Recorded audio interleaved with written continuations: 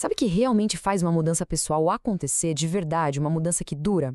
Hoje a gente vai fundo nas ideias centrais de um dos livros mais impactantes sobre esse assunto para descobrir quais são os princípios por trás da verdadeira eficácia. Bora começar com um exercício bem simples. Dá uma olhada rápida nessa imagem. O que foi que saltou aos olhos primeiro? Guarda bem essa primeira impressão. Para muita gente, a primeira coisa que aparece é o perfil de uma mulher jovem, né? Com um jeito meio elegante, usando um colarzinho. Essa é uma das visões mais comuns. Mas e se eu te dissesse que tem outra imagem aí? Olha de novo, com um pouco mais de atenção.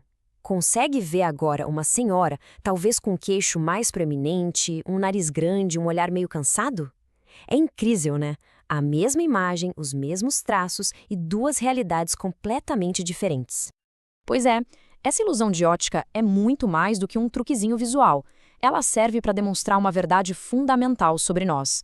A maneira como a gente vê o mundo é totalmente condicionada, e isso influencia absolutamente tudo o que a gente faz. E é exatamente aqui que a gente entra no nosso primeiro conceito-chave, o paradigma.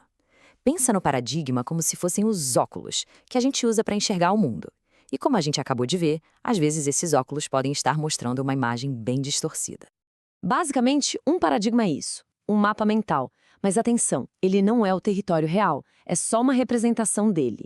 A gente tem mapas de como as coisas são e mapas de como a gente acha que elas deveriam ser. O grande problema começa quando a gente tenta navegar pela vida com um mapa errado. E aí vem a pergunta, né? O que acontece quando a gente tenta se guiar pela vida com o mapa errado? A real é que nesses casos, ter uma atitude positiva e se esforçar mais pode não adiantar nada. Imagina só essa cena. O objetivo é chegar em Chicago. Mas sem perceber, a pessoa está usando um mapa de Detroit. Ela pode ter a melhor atitude do mundo, ser a pessoa mais esforçada ao volante, mas cada quilômetro que ela avança só a leva para mais longe do seu destino de verdade. Isso prova um ponto muito importante. Não adianta nada tentar mudar o comportamento ou a atitude se o nosso mapa, a nossa percepção fundamental das coisas, está errada. O problema não está no esforço, está no mapa. Tem uma frase do Henry David Thoreau que é perfeita para isso. Para cada 1000 homens dedicados a cortar as folhas do mal, há apenas um atacando as raízes. Para uma mudança de verdade, a gente precisa parar de focar só nos comportamentos, que são as folhas, e começar a trabalhar lá na raiz do problema, os nossos paradigmas. Isso tudo nos leva a duas formas bem diferentes de encarar o sucesso. Dois tipos de mapas que a gente pode escolher. Uma foca no caráter, em quem a gente realmente é. A outra foca na personalidade, em como a gente aparenta ser para os outros. Vamos ver a diferença. Sabe, o filósofo Erich Fromm já criticava essa abordagem mais superficial da personalidade. Ele descrevia pessoas que agem como autômatos, que não se conhecem de verdade, que se escondem atrás de técnicas sociais e de sorrisos que não são genuínos. A diferença é gritante. De um lado, a gente tem a ética do caráter. Ela é a base, sabe, fundamentada em princípios sólidos, como integridade, honestidade. O foco é de dentro para fora. Do outro lado, tem a ética da personalidade. Ela foca na imagem, em técnicas, em buscar atalhos. É um mapa defeituoso que leva a soluções rápidas, mas superficiais. E para a gente entender de vez o poder de um mapa bom, o poder da ética do caráter, não tem nada melhor que uma fábula bem antiga sobre o que é eficácia de verdade. A história da galinha dos ovos de ouro. Era uma vez um fazendeiro que um belo dia descobre que sua galinha botou um ovo de ouro maciço.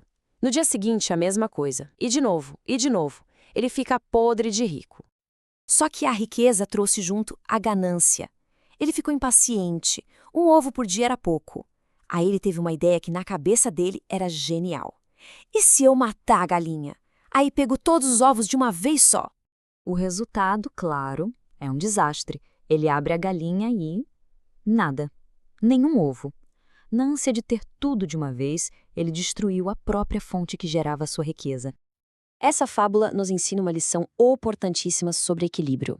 Os ovos de ouro são a produção, ou seja, os resultados que a gente quer.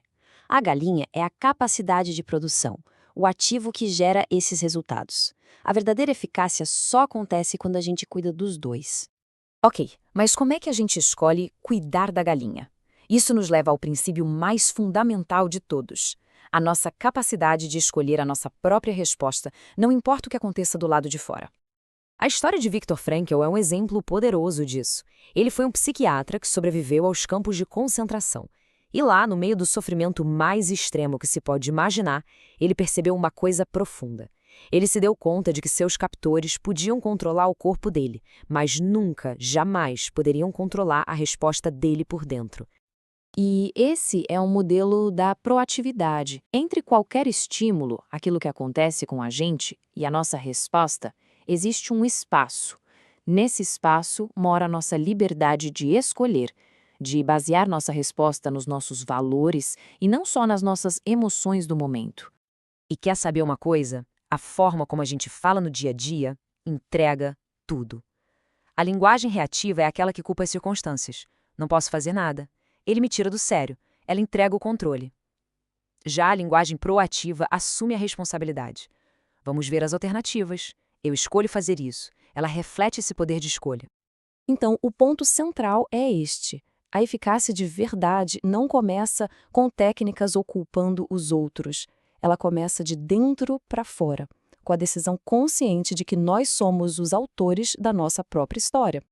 E para a gente fechar, fica a reflexão.